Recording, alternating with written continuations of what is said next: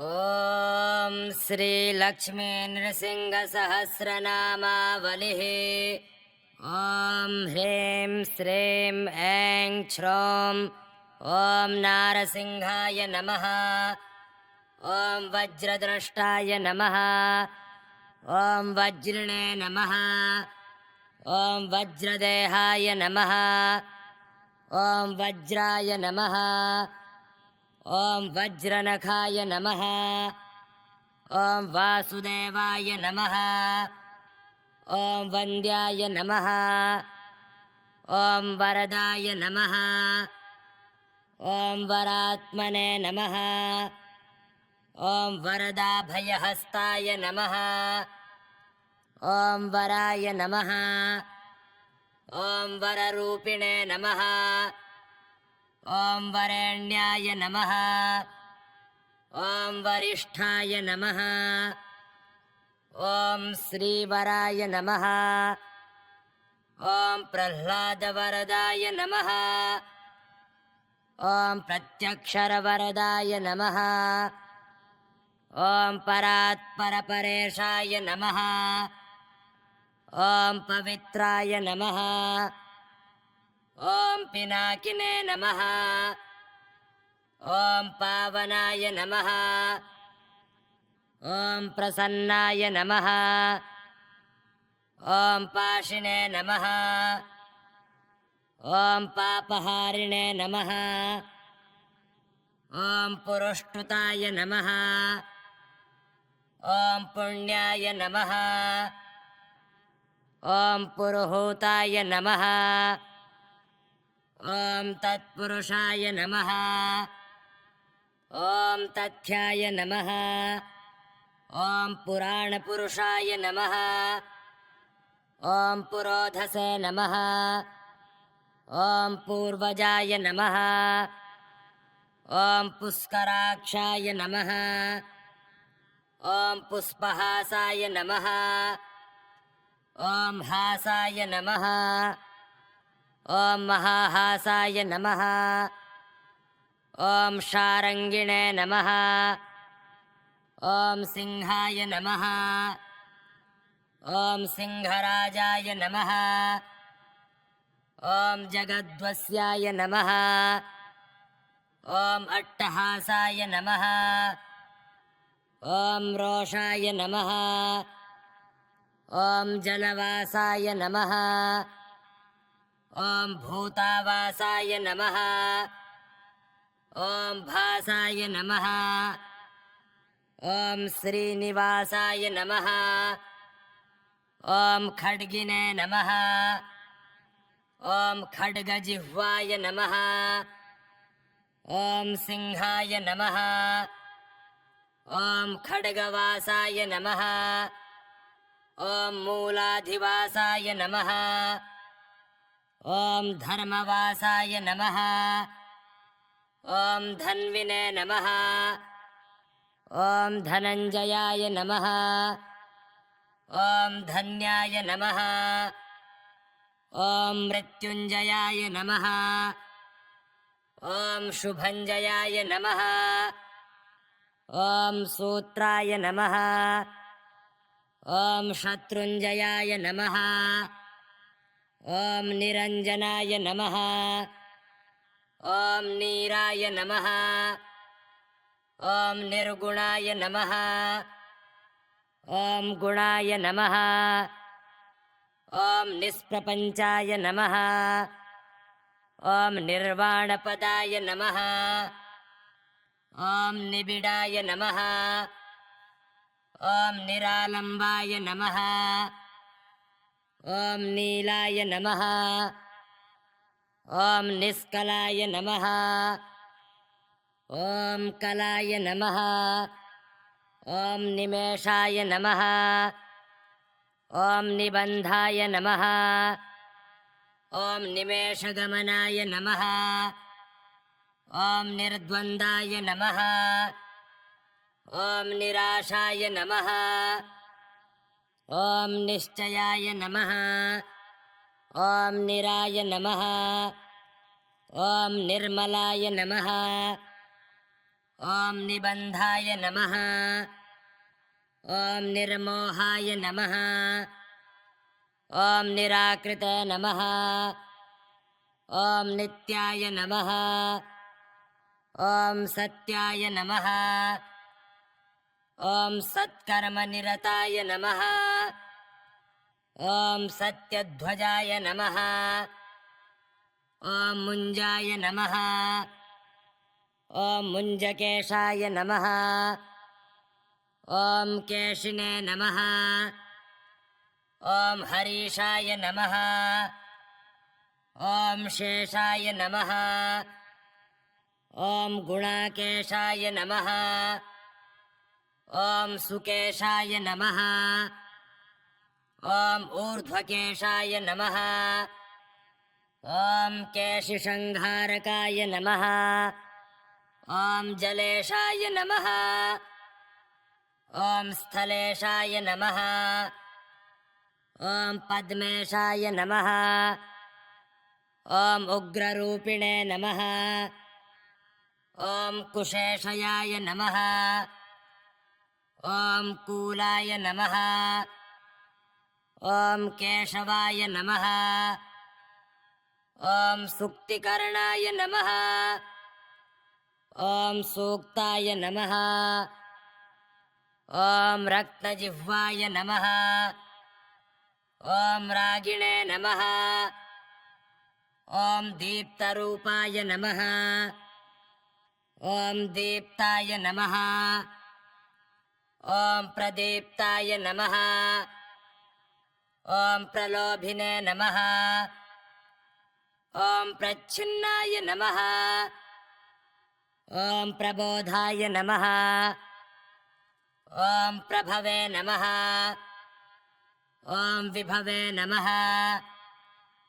ॐ प्रभञ्जनाय नमः। ॐ पान्थाय नमः। ॐ प्रमायाप्रमिताय नमः। ॐ प्रकाशाय नमः। ॐ प्रतापाय नमः। ॐ प्रज्वलाय नमः। ॐ उज्ज्वलाय नमः। ॐ ज्वालामालास्वरूपाय नमः। ॐ ज्वलज्जिह्वाय नमः। ॐ ज्वालिने नमः। ॐ महुज्ज्वालाय नमः। ॐ कालाय नमः। ॐ कालमूर्तिधराय नमः। ॐ कालान्तकाय नमः। ॐ कल्पाय नमः। ॐ कलनाय नमः। ॐ कृते नमः। ॐ कालचक्राय नमः। ॐ चक्राय नमः। ॐ वषट्चक्राय नमः। ॐ चक्रिणे नमः। ॐ अक्रूराय नमः। ॐ कृतान्ताय नमः। ॐ विक्रमाय नमः। ॐ क्रमाय नमः। ॐ कृत्तिने नमः। ॐ कृत्तिवासाय नमः। ॐ कृतघ्नाय नमः। ॐ कृतात्मने नमः। ॐ संक्रमाय नमः। ॐ क्रुद्धाय नमः। ॐ क्रान्तलोकत्रयाय नमः। ॐ अरूपाय नमः। ॐ स्वरूपाय नमः। ॐ हरये नमः। ॐ परमात्मने नमः। ॐ अजयाय नमः। ॐ आदिदेवाय नमः। ॐ अक्षयाय नमः। ॐ क्षयाय नमः। ॐ अघोराय नमः। ॐ सुघोराय नमः। ॐ घोरघोरतराय नमः। ॐ अघोरवीर्याय नमः। ॐ लसद्घोराय नमः। ॐ घोराध्यक्षाय नमः। ॐ दक्षाय नमः। ॐ दक्षिणाय नमः। ॐ आर्याय नमः। ॐ शम्भवे नमः। ॐ अमोघाय नमः। ॐ गुणौघाय नमः। ॐ अनघाय नमः। ॐ अघहारिणे नमः। ॐ मेघनादाय नमः। ॐ नादाय नमः। ॐ मेघात्मने नमः। ॐ मेघवाहनरूपाय नमः। ॐ मेघश्यामाय नमः। ॐ मालिने नमः।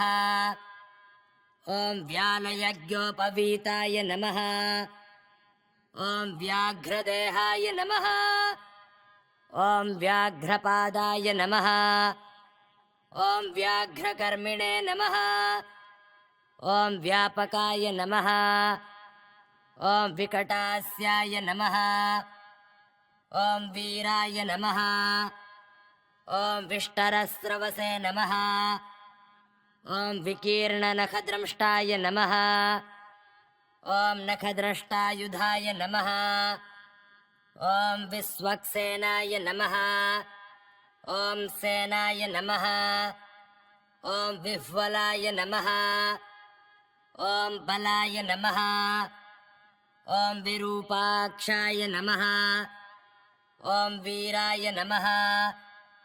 ॐ विशेषाक्षाय नमः। ॐ साक्षिणे नमः। ॐ वीतशोकाय नमः। ॐ विस्तीर्णवदनाय नमः। ॐ विधेयाय नमः। ॐ विजयाय नमः। ॐ जयाय नमः। ॐ विबुधाय नमः। ॐ विभावाय नमः। ॐ विश्वम्भराय नमः। ॐ वीतरागाय नमः। ॐ विप्राय नमः। ॐ विटङ्कनयनाय नमः। ॐ विपुलाय नमः। ॐ विनीताय नमः। ॐ विश्वयोनये नमः। ॐ चिदम्बराय नमः। ॐ वित्ताय नमः। ॐ विश्रुताय नमः। ॐ वियोनये नमः। ॐ विह्वलाय नमः। ॐ विकल्पाय नमः। ॐ कल्पातीताय नमः। ॐ शिल्पिने नमः। ॐ कल्पनाय नमः। ॐ स्वरूपाय नमः। ॐ फणितत्पाय नमः। ॐ तटित्प्रभाय नमः। ॐ तार्याय नमः। ॐ तरुणाय नमः। ॐ तरस्विने नमः। ॐ तपनाय नमः। ॐ तरक्षाय नमः। ॐ तापत्रयहराय नमः। ॐ तारकाय नमः। ॐ तमोघ्नाय नमः। ॐ तत्त्वाय नमः। ॐ तपस्विने नमः। ॐ तक्षकाय नमः। ॐ तन्नुत्राय नमः। ॐ तटिने नमः। ॐ तरलाय नमः। ॐ शतरूपाय नमः। ॐ शान्ताय नमः। ॐ शतधाराय नमः। ॐ शतपत्राय नमः। ॐ तार्क्षाय नमः। ॐ स्थिताय नमः। ॐ शतमूर्तये नमः।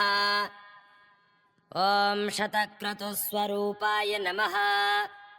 ॐ शाश्वताय नमः। ॐ शतात्मने नमः। ॐ सहस्रशिरसे नमः। ॐ सहस्रवदनाय नमः। ॐ सहस्राक्षाय नमः। ॐ देवाय नमः। ॐ दिशस्रोत्राय नमः। ॐ सहस्रजिह्वाय नमः। ॐ महाजिह्वाय नमः।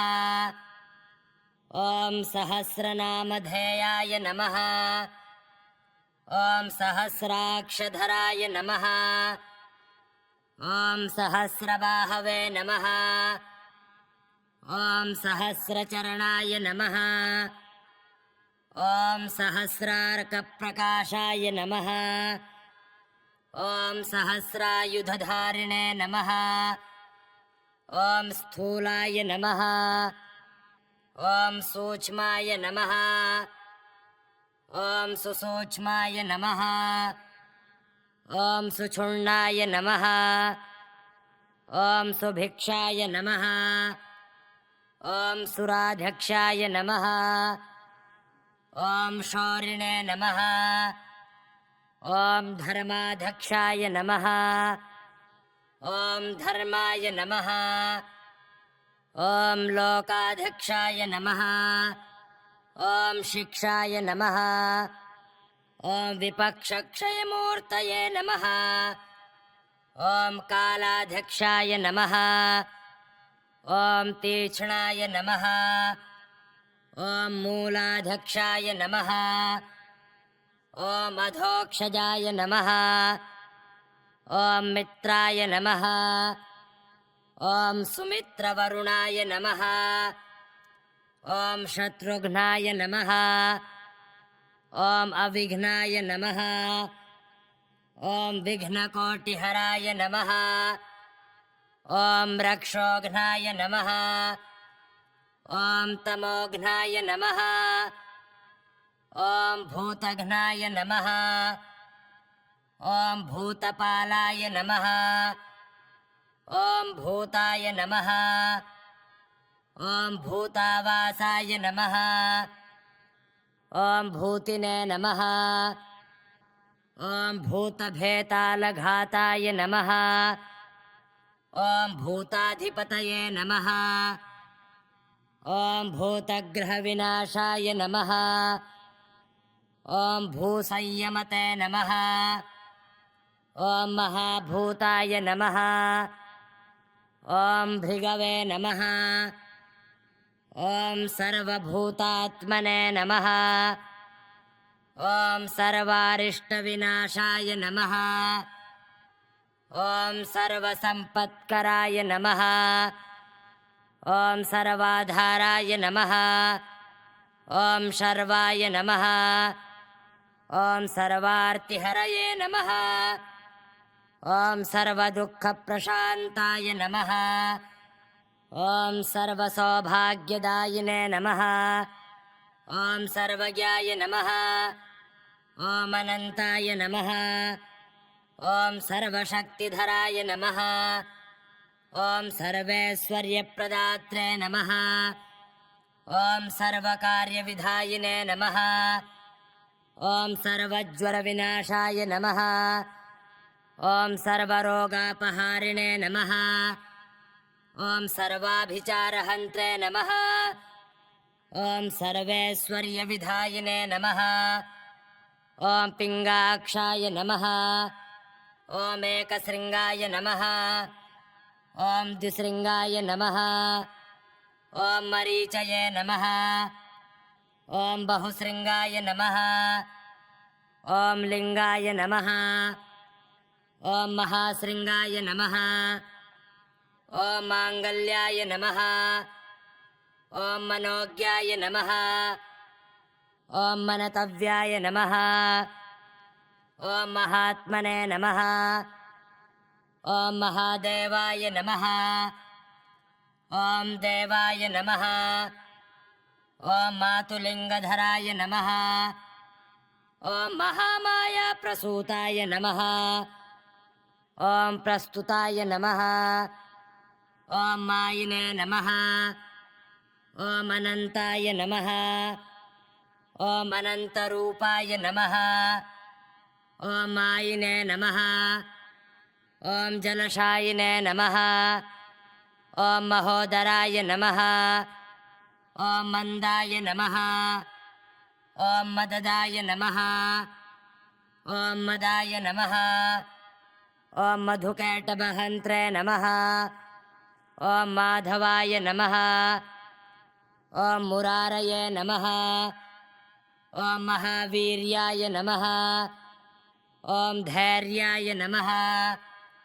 ॐ चित्रवीर्याय नमः ॐ चित्रकोर्माय नमः ॐ चित्राय नमः ॐ चित्रभावने नमः ॐ मायातीताय नमः ॐ मायाय नमः ॐ महावीराय नमः ॐ महातेजाय नमः ॐ बीजाय नमः ॐ तेजोधाम्ने नमः ॐ बीजिने नमः ॐ तेजोमय नृसिंहाय नमः ॐ चित्रभानवे नमः ॐ महाद्रष्टाय नमः ॐ तुष्टाय नमः ॐ पुष्टिकराय नमः ॐ शिपिविष्टाय नमः ॐ हृष्टाय नमः ॐ पुष्टाय नमः ॐ परमेष्ठिने नमः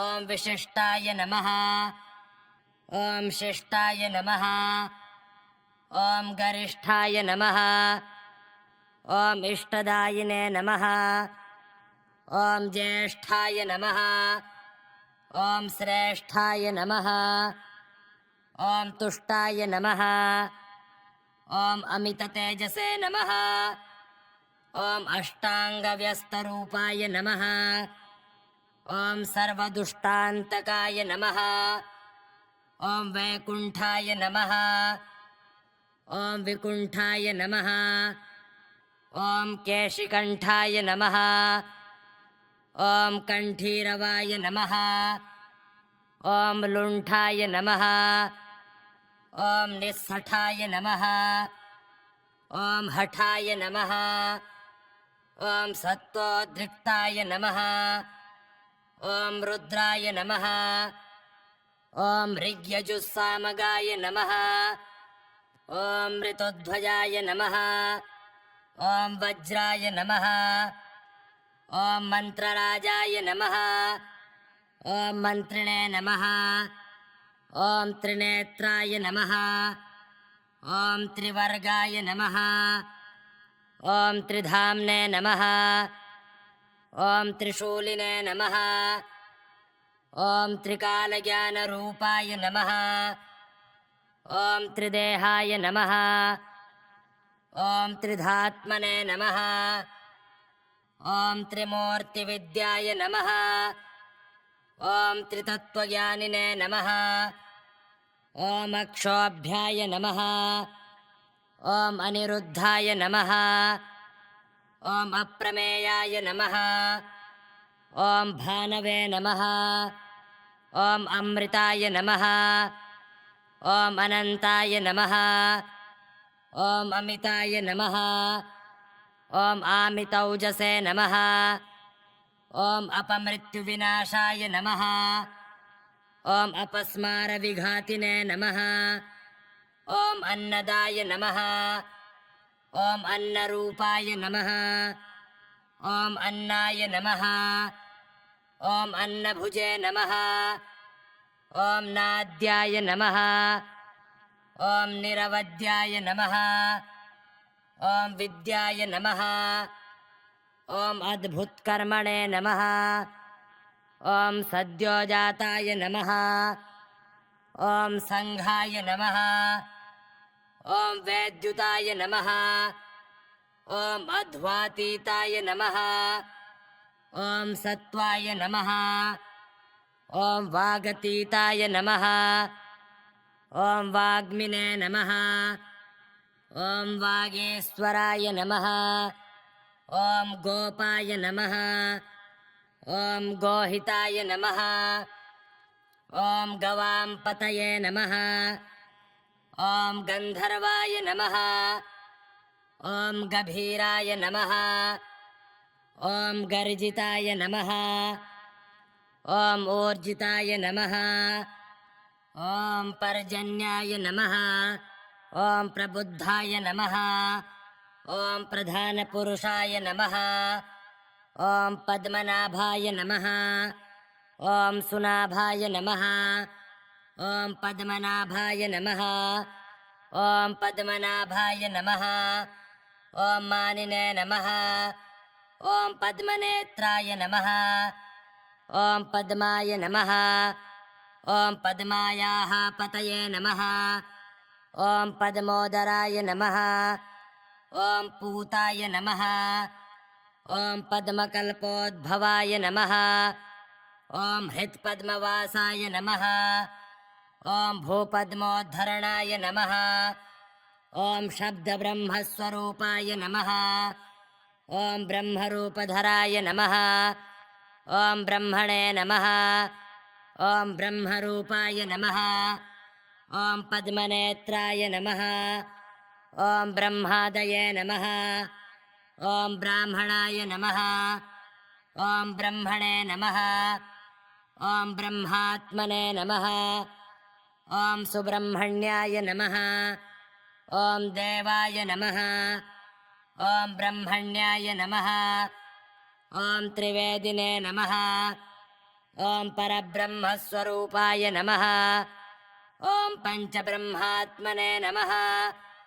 ॐ ब्रह्मशिरसे नमः ॐ अश्वशिरसे नमः ॐ अधर्वशिरसे नमः ॐ नित्यमशनिप्रमिताय नमः ॐ तीक्ष्णद्रष्टाय नमः ॐ लोलाय नमः ॐ ललिताय नमः ॐ लावण्याय नमः ॐ लवित्राय नमः ॐ भासकाय नमः ॐ लक्षणज्ञाय नमः ॐ लसदीप्ताय नमः ॐ लिप्ताय नमः ॐ विष्णवे नमः ॐ प्रभविष्णवे नमः ॐ वृष्णिमूलाय नमः ॐ कृष्णाय नमः ॐ श्रीमहाविष्णवे नमः ॐ महासिंहाय नमः ॐ हारिणे नमः ॐ वनमालिने नमः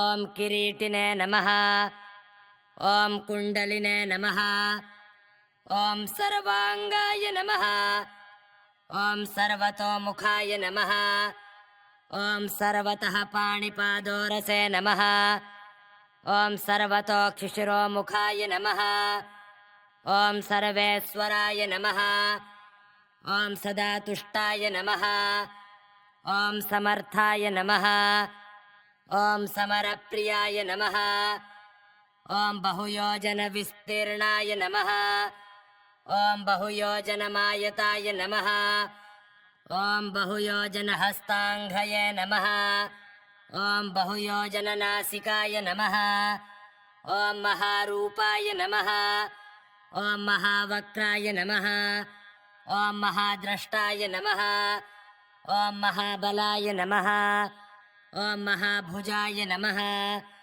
ॐ महानादाय नमः ॐ महारौद्राय नमः ॐ महाकायाय नमः ॐ अनाभेर्ब्रह्मणो रूपाय नमः ॐ आगलाद्वैष्णवाय नमः ॐ आशीर्षाद्रन्धमीशानाय नमः ॐ अग्रेत्सर्वत्शिवाय नमः ॐ नारायणनारासिंहाय नमः ॐ नारायणवीरसिंहाय नमः ॐ नारायणक्रूरसिंहाय नमः ॐ नारायणदिव्यसिंहाय नमः ॐ नारायणव्याघ्रसिंहाय नमः ॐ नारायणपुच्छसिंहाय नमः ॐ नारायणपूर्णसिंहाय नमः ॐ नारायणरौद्रसिंहाय नमः ॐ भीषणभद्रसिंहाय नमः ॐ विह्वलनेत्रसिंहाय नमः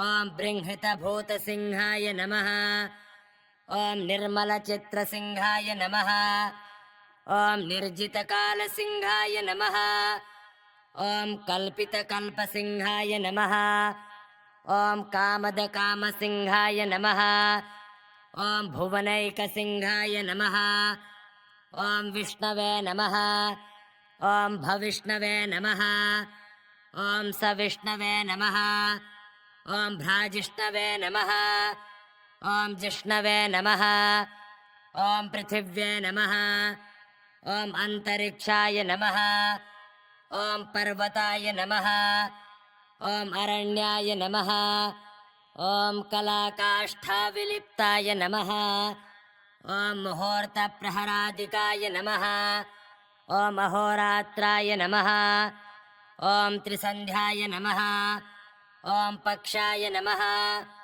ॐ मासाय नमः ॐ ऋतवे नमः ॐ वत्सराय नमः ॐ युगादये नमः ॐ युगभेदाय नमः ॐ संयुगाय नमः ॐ युगसन्धये नमः ॐ नित्याय नमः ॐ नैमित्तिकाय नमः ॐ दैनाय नमः ॐ महाप्रलयाय नमः ॐ करणाय नमः ॐ कारणाय नमः ॐ कर्त्रे नमः ॐ भर्त्रे नमः ॐ हर्त्रे नमः ॐ ईश्वराय नमः ॐ सत्कर्त्रे नमः ॐ सत्कृतये नमः ॐ गोप्त्रे नमः ॐ सच्चिदानन्दविग्रहाय नमः ॐ प्राणाय नमः ॐ प्राणिनां प्रत्यगात्मने नमः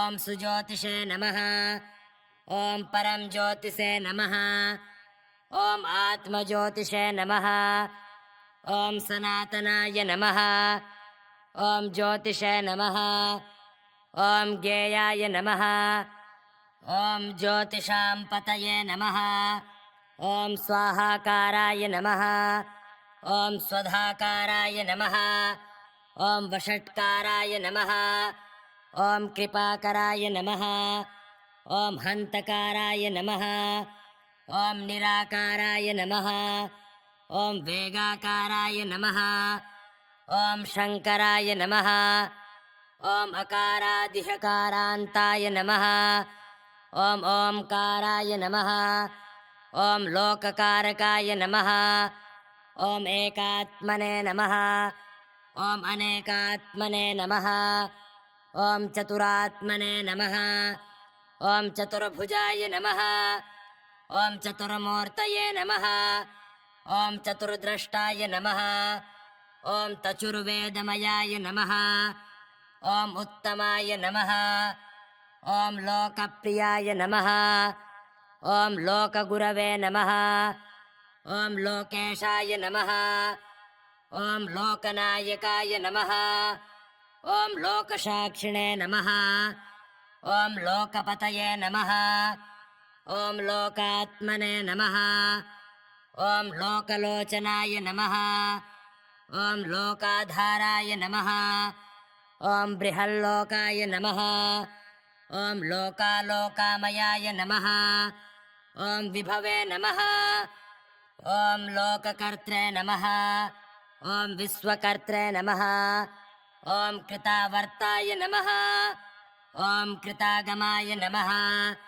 ॐ अनादये नमः ॐ अनन्ताय नमः ॐ अभूताय नमः ॐ भूतविग्रहाय नमः ॐ स्तुतये नमः ॐ स्तुत्याय नमः ॐ स्तवप्रीताय नमः ॐ स्तोत्रे नमः ॐ नेत्रे नमः ॐ नियामकाय नमः ॐ गतये नमः ॐ मतये नमः ॐ पित्रे नमः ॐ मात्रे नमः ॐ गुरवे नमः ॐ सख्ये नमः ॐ सुहृदश्चात्मरूपाय नमः ॐ मन्त्ररूपाय नमः ॐ अस्त्ररूपाय नमः ॐ बहुरूपाय नमः ॐ रूपाय नमः ॐ पञ्चरूपधराय नमः ॐ भद्ररूपाय नमः ॐ रूढाय नमः ॐ योगरूपाय नमः ॐ योगिने नमः ॐ समरूपाय नमः ॐ योगाय नमः ॐ योगपीठस्थिताय नमः ॐ योगगम्याय नमः ॐ सौम्याय नमः ॐ ध्यानगम्याय नमः ॐ ध्यायिने नमः ॐ ध्येयगम्याय नमः ॐ धाम्ने नमः ॐ धामाधिपतये नमः ॐ धराधराय नमः ॐ धर्माय नमः ॐ धारणाभिरताय नमः ॐ धात्रे नमः ॐ सन्धात्रे नमः ॐ विधात्रे नमः ॐ धराय नमः ॐ दामोदराय नमः ॐ दान्ताय नमः ॐ दानवान्तकराय नमः ॐ संसारवैद्याय नमः ॐ भेषजाय नमः ॐ श्रीरध्वजाय नमः ॐ शीताय नमः ॐ वाताय नमः ॐ प्रमिताय नमः ॐ सारस्वताय नमः ॐ संसारनाशनाय नमः ॐ अक्षमालिने नमः ॐ असिधर्मधराय नमः ॐ षट्कर्मनिरताय नमः ॐ विक्रमाय नमः ॐ सुक्रमाय नमः ॐ परकर्मविधायिने नमः ॐ शुशर्मणे नमः ॐ मन्मथाय नमः ॐ वर्माय नमः ॐ वर्मिणे नमः ॐ करिचर्मवसनाय नमः ॐ करालवदनाय नमः ॐ कवये नमः ॐ पद्मगर्भाय नमः ॐ भूतगर्भाय नमः ॐ घृणानिधये नमः ॐ ब्रह्मगर्भाय नमः ॐ गर्भाय नमः ॐ बृहद्गर्भाय नमः ॐ धूर्जटाय नमः ॐ विश्वगर्भाय नमः ॐ श्रीगर्भाय नमः ॐ जितारये नमः ॐ हिरण्यगर्भाय नमः ॐ हिरण्यकवचाय नमः ॐ हिरण्यवर्णदेहाय नमः ॐ हिरण्याक्षविनाशिने नमः ॐ हिरण्यकशिपोर्हन्त्रे नमः ॐ हिरण्यनयनाय नमः ॐ हिरण्यरेतसे नमः ॐ हिरण्यवदनाय नमः ॐ हिरण्यशृङ्गाय नमः ॐ निसिंगाय नमः ॐ शृङ्गिणे नमः ॐ भैरवाय नमः ॐ सुकेशाय नमः ॐ भीषणाय नमः ॐ आन्त्रमालिने नमः ॐ चण्डाय नमः ॐ रुण्डमालाय नमः ॐ दण्डधराय नमः ॐ अखण्डतत्त्वरूपाय नमः ॐ कमण्डलुधराय नमः ॐ खण्डसिंहाय नमः ॐ सत्यसिंहाय नमः ॐ श्वेतसिंहाय नमः ॐ पीतसिंहाय नमः ॐ नीलसिंहाय नमः ॐ नीलाय नमः ॐ रत्नसिंहाय नमः ॐ हारिद्रसिंहाय नमः ॐ धूम्रसिंहाय नमः ॐ मूलसिंहाय नमः ॐ मूलाय नमः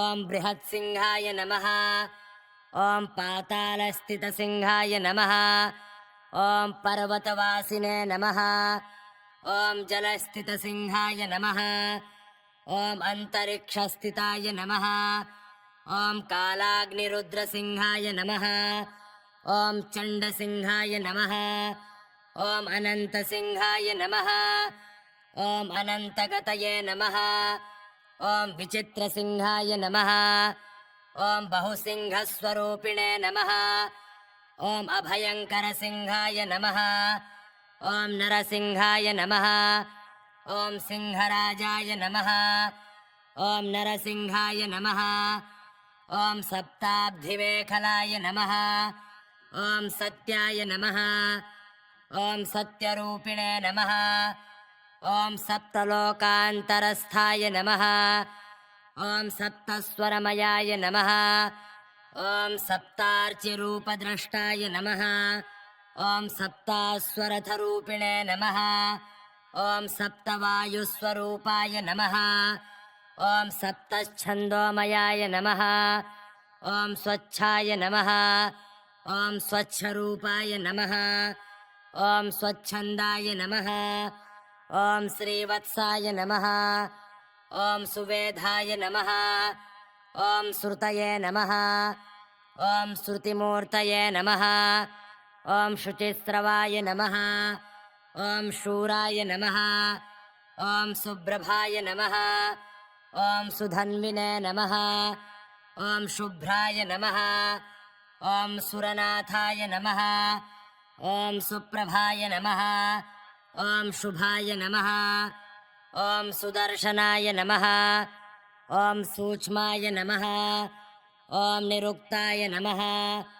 ॐ सुप्रभाय नमः ॐ स्वभावाय नमः ॐ भवाय नमः ॐ विभवाय नमः ॐ शुशाखाय नमः ॐ विशाखाय नमः ॐ सुमुखाय नमः ॐ मुखाय नमः ॐ सुनखाय नमः ॐ सुद्रष्टाय नमः ॐ सुरथाय नमः ॐ सुधाय नमः ॐ साङ्ख्याय नमः ॐ सुरमुख्याय नमः ॐ प्रख्याताय नमः ॐ प्रभाय नमः ॐ खट्वाङ्गहस्ताय नमः ॐ खेटमुद्गरपाणये नमः ॐ खगेन्द्राय नमः ॐ मृगेन्द्राय नमः ॐ नागेन्द्राय नमः ॐ दृढाय नमः ॐ नागकेयूरहाराय नमः ॐ नागेन्द्राय नमः ॐ अघमर्दिने नमः ॐ नदीवासाय नमः ॐ नग्नाय नमः ॐ नानारूपधराय नमः ॐ नागेश्वराय नमः ॐ नागाय नमः ॐ नमिताय नमः ॐ नराय नमः ॐ नागान्तकरथाय नमः ॐ नरनारायणाय नमः ॐ मत्स्यस्वरूपाय नमः ॐ कच्छपाय नमः ॐ यज्ञवराहाय नमः ॐ नारसिंहाय नमः ॐ विक्रमाक्रान्तलोकाय नमः ॐ वामनाय नमः ॐ महोजसे नमः ॐ भार्गवरामाय नमः ॐ रावणान्तकराय नमः ॐ बलरामाय नमः ॐ कंसप्रध्वंसकारिणे नमः ॐ बुद्धाय नमः ॐ बुद्धरूपाय नमः ॐ तीक्ष्णरूपाय नमः ॐ कल्किने नमः ॐ आत्रेयाय नमः ॐ अग्निनेत्राय नमः ॐ कपिलाय नमः ॐ द्विजाय नमः ॐ क्षेत्राय नमः ॐ पशुपालाय नमः ॐ पशुवक्त्राय नमः ॐ गृहस्थाय नमः ॐ वनस्थाय नमः ॐ यतये नमः ॐ ब्रह्मचारिणे नमः ॐ स्वर्गापवर्गदात्रे नमः ॐ भोक्त्रे नमः ॐ मुमुक्षवे नमः ॐ सालग्रामनिवासाय नमः ॐ क्षीराब्धिशयनाय नमः ॐ श्रीशैलाद्रिनिवासाय नमः ॐ शिलावासाय नमः ॐ योगिहृत्पद्मवासाय नमः ॐ महाहासाय नमः ॐ गुहावासाय नमः ॐ गुह्याय नमः ॐ गुप्ताय नमः ॐ गुरवे नमः ॐ मूलाधिवासाय नमः ॐ नीलवस्त्रधराय नमः ॐ पीतवस्त्राय नमः ॐ शस्त्राय नमः ॐ रक्तवस्त्रधराय नमः ॐ रक्तमालाविभूषाय नमः ॐ रक्तगन्धानुलेपनाय नमः ॐ धुरन्धराय नमः ॐ धूर्ताय नमः ॐ दुर्धराय नमः ॐ धराय नमः ॐ दुर्मदाय नमः ॐ दुरन्ताय नमः ॐ दुर्धराय नमः ॐ दुर्निरीक्षाय नमः ॐ निष्ठाय नमः ॐ दुर्दर्शाय नमः ॐ द्रुमाय नमः ॐ दुर्भेदाय नमः ॐ दुराशाय नमः ॐ दुर्लभाय नमः ॐ दृप्ताय नमः ॐ दृप्तवक्त्राय नमः ॐ अदृप्तनयनाय नमः ॐ उन्मत्ताय नमः ॐ प्रमत्ताय नमः ॐ दैत्यारये नमः ॐ रषज्ञाय नमः ॐ रशेषाय नमः ॐ अरक्तरसनाय नमः ॐ पथ्याय नमः ॐ परितोषाय नमः ॐ रथ्याय नमः ॐ रसिकाय नमः ॐ ऊर्ध्वकेशाय नमः ॐ ऊर्ध्वरूपाय नमः ॐ ऊर्ध्वरेतसे नमः ॐ ऊर्ध्वसिंहाय नमः ॐ सिंहाय नमः ॐ ऊर्ध्वबाहवे नमः ॐ परप्रध्वंसकाय नमः ॐ शङ्खचक्रधराय नमः ॐ गदापद्मधराय नमः ॐ पञ्चबाणधराय नमः ॐ कामेश्वराय नमः ॐ कामाय नमः ॐ कामपालाय नमः ॐ कामिने नमः ॐ कामविहाराय नमः ॐ कामरूपधराय नमः ॐ सोमसूर्याग्निनेत्राय नमः ॐ सोमपाय नमः ॐ सोमाय नमः ॐ वामाय नमः ॐ वामदेवाय नमः ॐ सामस्वनाय नमः ॐ सौम्याय नमः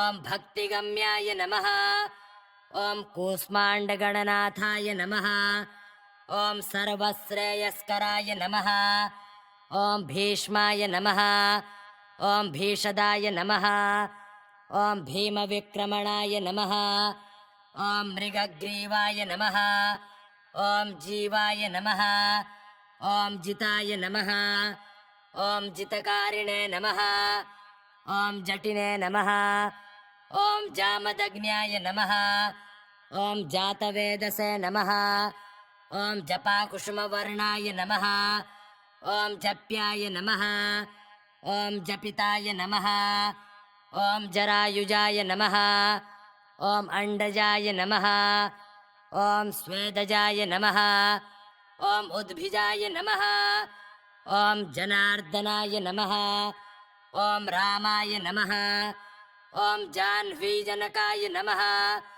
ॐ जराजन्मादिदूराय नमः ॐ प्रद्युम्नाय नमः ॐ प्रमादिने नमः ॐ जिह्वाय नमः ॐ रौद्राय नमः ॐ रुद्राय नमः ॐ वीरभद्राय नमः ॐ चिद्रूपाय नमः ॐ समुद्राय नमः ॐ कद्रुद्राय नमः ॐ प्रचेतसे नमः ॐ इन्द्रियाय नमः ॐ इन्द्रियज्ञाय नमः ॐ इन्द्रानुजाय नमः ॐ अतीन्द्रियाय नमः ॐ साराय नमः ॐ इन्दिरापतये नमः ॐ ईशानाय नमः ॐ ईड्याय नमः ॐ ईशित्रे नमः ॐ इनाय नमः ॐ व्योमात्मने नमः ॐ व्योम्ने नमः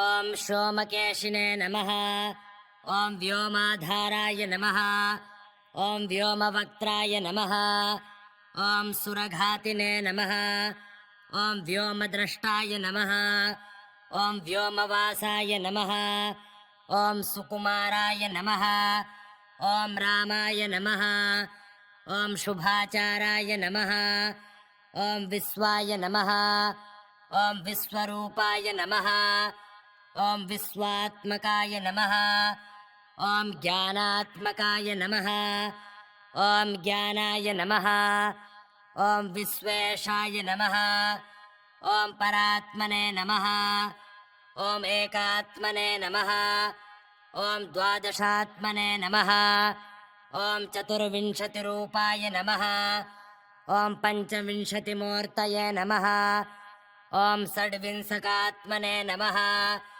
ॐ नित्याय नमः ॐ सप्तविंशतिकात्मने नमः ॐ धर्मार्थकाममोक्षाय नमः ॐ विरक्ताय नमः ॐ भावशुद्धाय नमः ॐ सिद्धाय नमः ॐ साध्याय नमः ॐ शरभाय नमः ॐ प्रबोधाय नमः ॐ सुबोधाय नमः ॐ बुद्धिप्रियाय नमः ॐ स्निग्धाय नमः ॐ विदग्धाय नमः ॐ मुग्धाय नमः ॐ मुनये नमः ॐ प्रियंवदाय नमः ॐ श्रव्याय नमः ॐ स्तृक्स्रुवाय नमः ॐ श्रिताय नमः ॐ गृहेशाय नमः ॐ महेशाय नमः ॐ ब्रह्मेशाय नमः ॐ श्रीधराय नमः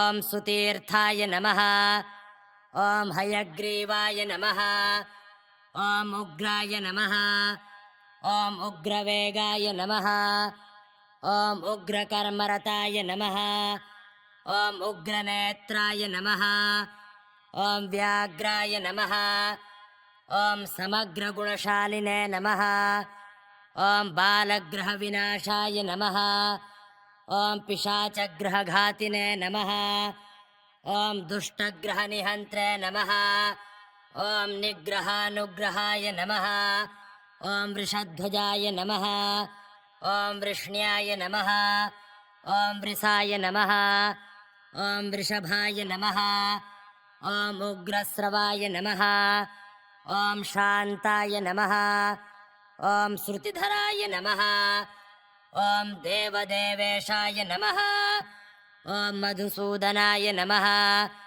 ॐ पुण्डरीकाक्षाय नमः ॐ दुरितक्षयाय नमः ॐ करुणासिन्धवे नमः ॐ अमितिञ्जयाय नमः ॐ नरसिंहाय नमः ॐ गरुडध्वजाय नमः ॐ यज्ञनेत्राय नमः ॐ कालध्वजाय नमः ॐ जयध्वजाय नमः ॐ अग्निनेत्राय नमः ॐ अमरप्रियाय नमः ॐ महानेत्राय नमः ॐ भक्तवत्सलाय नमः ॐ धर्मनेत्राय नमः ॐ करुणाकराय नमः ॐ पुण्यनेत्राय नमः ॐ अभीष्टदायकाय नमः ॐ जयसिंहरूपाय नमः ॐ नरसिंहरूपाय नमः ॐ रणसिंहरूपाय नमः श्रीलक्ष्मीनृसिंहसहस्रनामावलिः सम्पूर्णम् हरिः ॐ तत्सत्।